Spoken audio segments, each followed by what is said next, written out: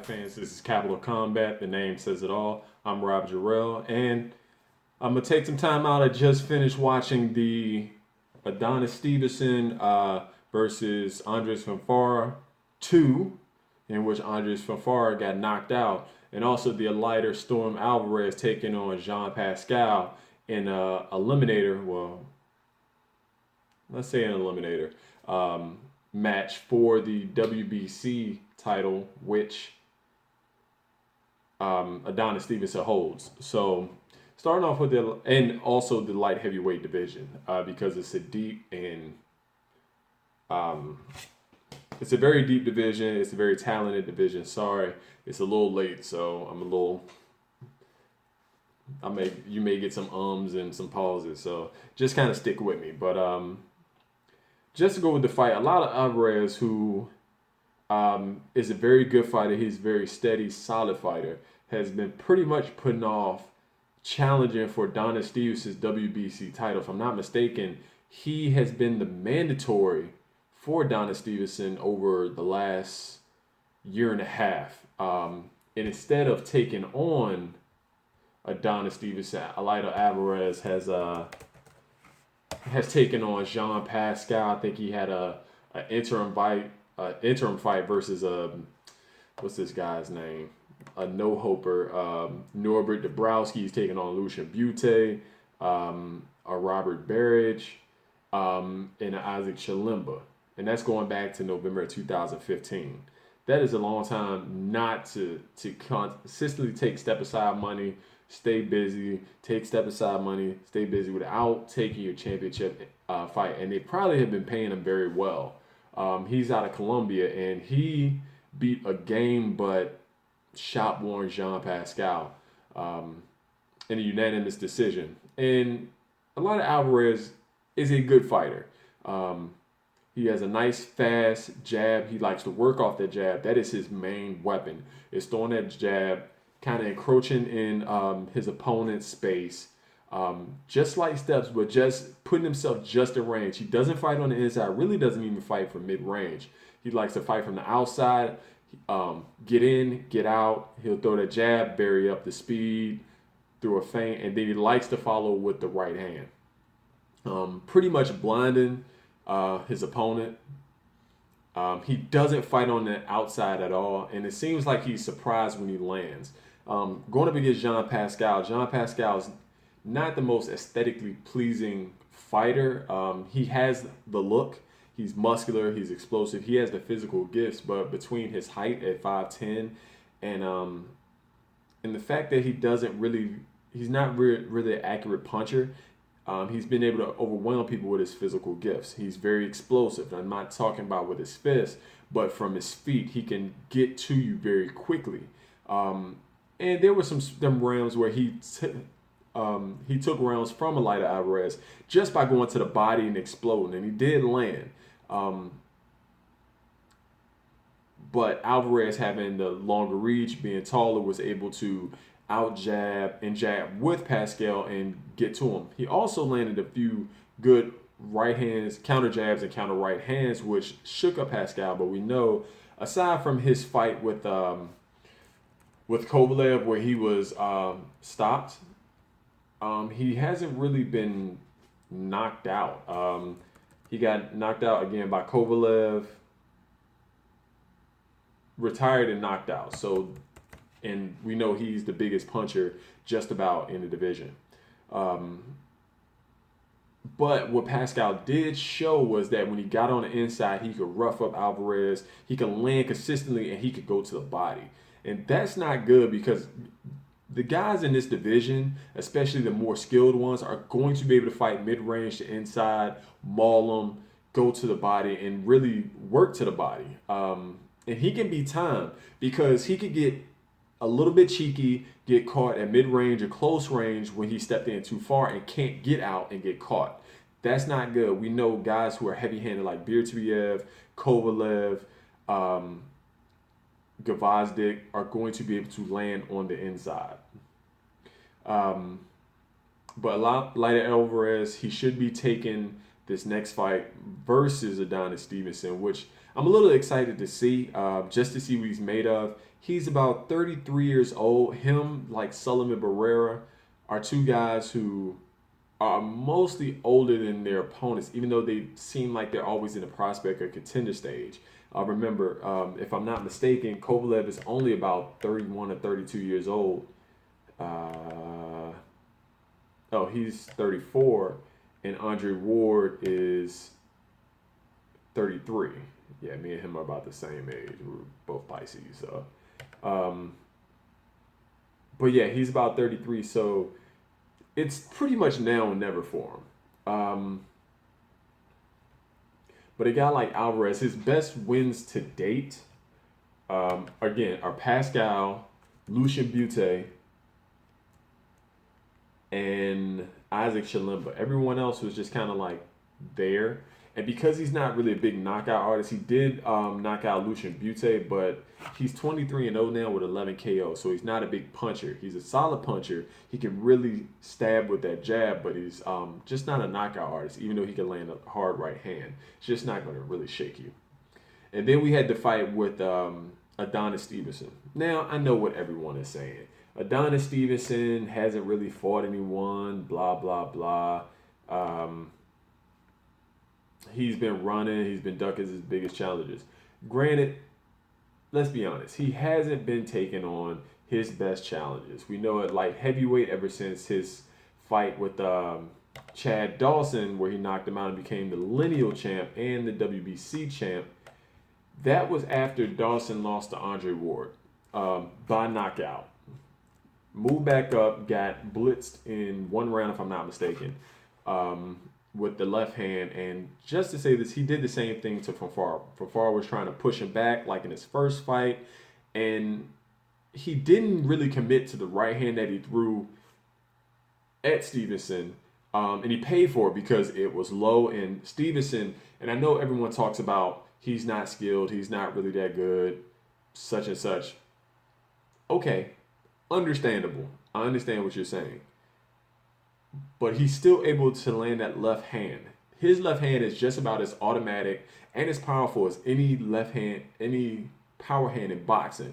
For people not named Manny Pacquiao and not as automatic as Deontay Wilder. And he throws it with great timing. He was able to counter moving backwards from Andrejz Fonfara, and it landed on the button, and he left hook later, not really hard. Andrejz Fonfara goes down. He's pretty much shaken. And at this point, it's target practice with Stevenson's left hand. Now, granted, he didn't look as sharp just with his jab. He doesn't really have a great jab, but he is quick. He is explosive. He's probably the most explosive puncher. Listen to what I'm saying. The most explosive puncher. I'm not saying he has the hardest hands or he's the biggest knockout artist, but he's probably the most explosive puncher at light heavyweight. And he throws it overhand, straight, counter. He can even land an uppercut. So it's his best weapon. And he knows how to stay out of trouble. His defense isn't really as good as we've seen other light heavyweight defenses, because we saw in that fight versus Thomas Williams Jr., he can't be shaken up, but it's good enough where he can come back and land hard left hands. Andrejz Fonfara got to the second round, but again, it was target practice with that left hand. And while it may have seemed a little early, like Fonfara still could have been fighting, Virgil Hunter did step in the fight. There were really no arguments. He was going to take punishment. It was, if it made it past the second, I couldn't have seen it make it past the third. Virgil Hunter was protecting his fighter. Unfortunately, I kind of saw the plan, but this wasn't the first fight. And Stevenson said he hurt his hand in the first fight. Kind of believe him, because once that landed, he made sure to put him down. So here's hoping he takes on his mandatory Eleider Alvarez. I still give Stevenson the advantage, but Eleider Alvarez will probably use that jab again to maintain distance. It's just, can he do it over 12 rounds against a guy who could throw with that kind of firepower? And just to go from here, I'm going to get into the light heavyweight division, because guys are starting to fight each other. There are some interesting matchups. Coming at the moment, we know one is the big one. And as I say this about light heavyweight division, I understand you're going to represent your country. You're going to represent who you like. But realize that the guys that are fighting are very skilled. It's not a top heavy division. We know you want certain people to come up and do their thing, this, that, and the other. I understand. But Adonis Stevenson has a decent resume. Ever since Dawson, he's beat Tavares Cloud on his way out. He's beat Tony Bellew, who was forced up and became a cruiserweight champion, and beat David Haye at heavyweight. Andrzej Fonfara, who was always a tough out, he beat. Then Sakio beats Tommy Karpinski, not all that great. But then you have Thomas Williams Jr., who did earn his spot, but then he lost by knockout, early knockout, then lost again by knockout to Marcus Browne. But if we're looking at this division, we know the champions are Andre Ward, who holds the WBA, the IBF, and the WBO belts. We know Stevenson owns the lineal belt and the WBC. He's 28-1. And then we have Sergey Kovalev, who lost his belts to Andre Ward in a very close, could have gone either way fight. I'm sorry. I didn't know who was going to win. I saw it either way. I thought Ward came on strong after the second round. The knockdown was in the second round. Keep in mind it was in the second round. But I'm not too dumb enough to know that Kovalev didn't won rounds. I gave him round 10. I also gave him round 4 and 5, I believe. I think he won 4 of the first 6 rounds, and I gave Ward 5 of the last 6.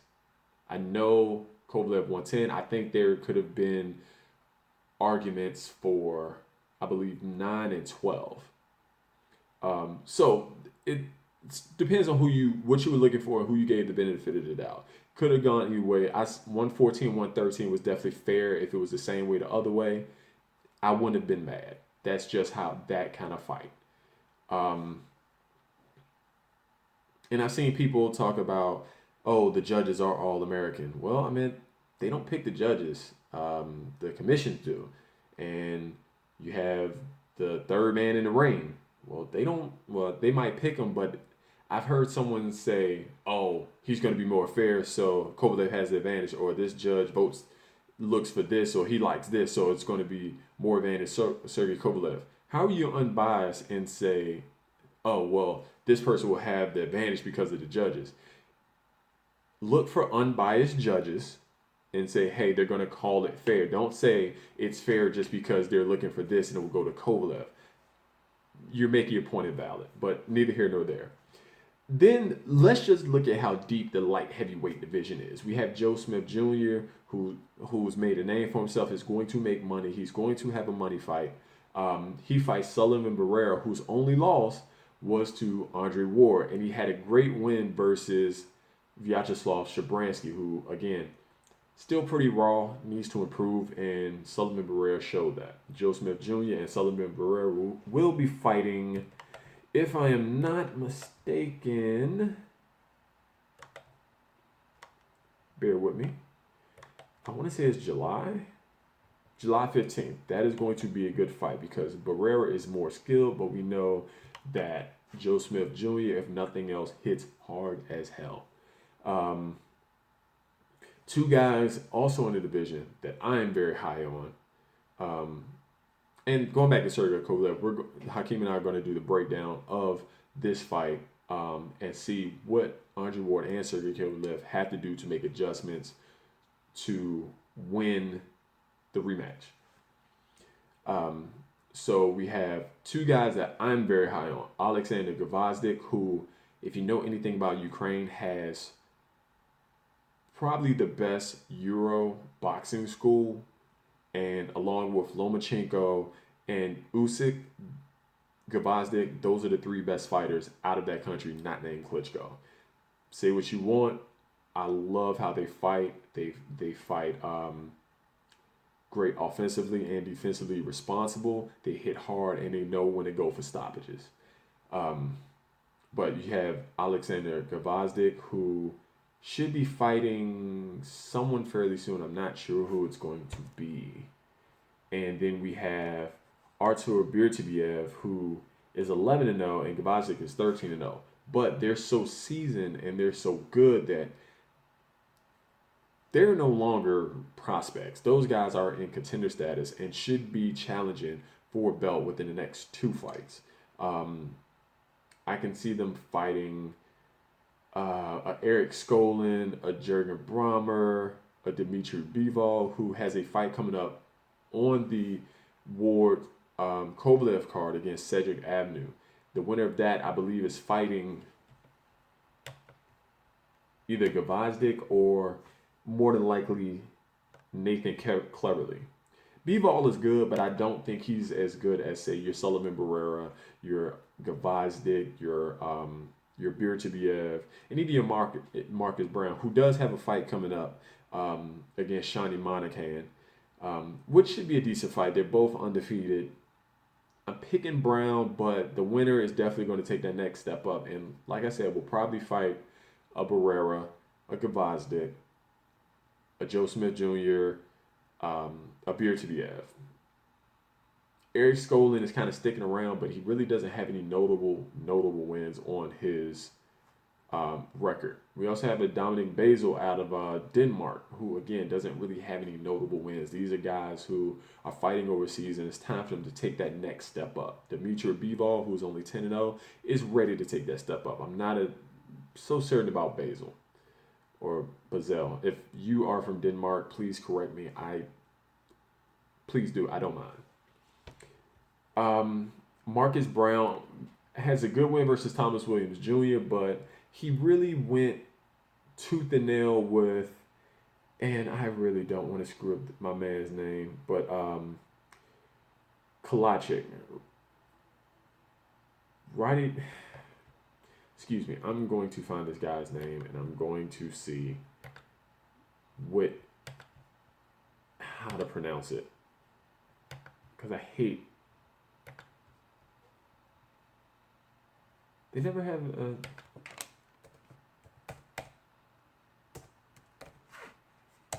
I know the last name is Kalachik. I was very impressed with him. I just don't think he gets enough fights, especially at 6'2". He's tall, he's skilled, and he can punch.